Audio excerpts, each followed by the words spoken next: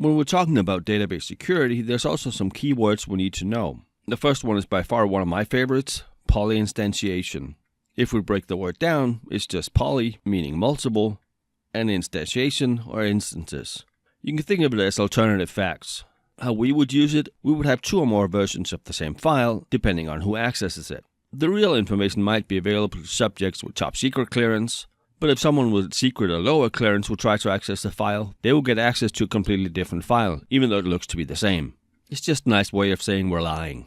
This could be if someone got access to our acquisitions folder in our organization. If they had high enough access, they would know we're taking over our biggest competitor and buying them out. But if they tried to access the file with not enough clearance or access rights, they might get told that we're looking at completely different companies, or we're not planning to acquire any other companies right now. When an attacker is using aggregation, it's them collecting data to use it for statistical analysis. The more data they have, the better picture they can get. Inference is a term that shouldn't be confused with aggregation. This is where the attacker deducts fact from evidence and reasoning rather than explicit statements in the data. An example of this could be in the 1990s. Over a very short amount of time, the White House got hundreds of pizza deliveries. That alerted journalists that something might be going on. And in fact, they were planning for Desert Shield, which later became Desert Storm. The pizza deliveries in themselves doesn't mean anything, but the journalists deducted from all the deliveries something else was going on. This was abnormal. Data mining is using computers to discover patterns in large datasets. It's to some extent a controversial topic, because so many large service providers know so much about us now. Google, Amazon, or Facebook, for instance, could have thousands or tens of thousands data points for each of us, and it's even used in elections now. From analyzing those large datasets, political parties can assume that a certain voter in a certain demographic will have certain points of view or not, and they can analyze who might be able to change their opinion.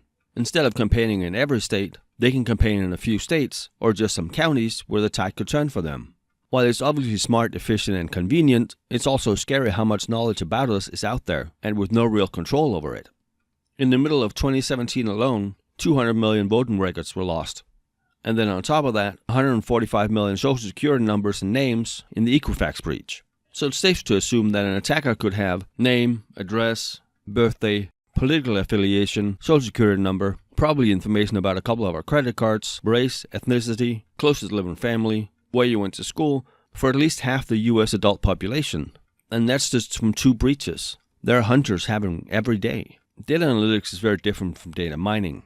We'll build a baseline of what normal operations looks like, and once the baseline is built, we can proactively identify abuse from insiders or outsiders. This will, like any other behavioral system, produce a lot of false positives and needs a lot of tweaking. And on top of our regular database security, we obviously have again defense in depth. Secure the building, the entrances, the doors, the network, the servers, the operating system, the databases. We screen the employees. We have policies, procedures, standards, guidelines. Just like any other aspect of our security posture, we don't rely on 1 or 2 countermeasures to protect us. We have multiple overlapping complementary security measures in place.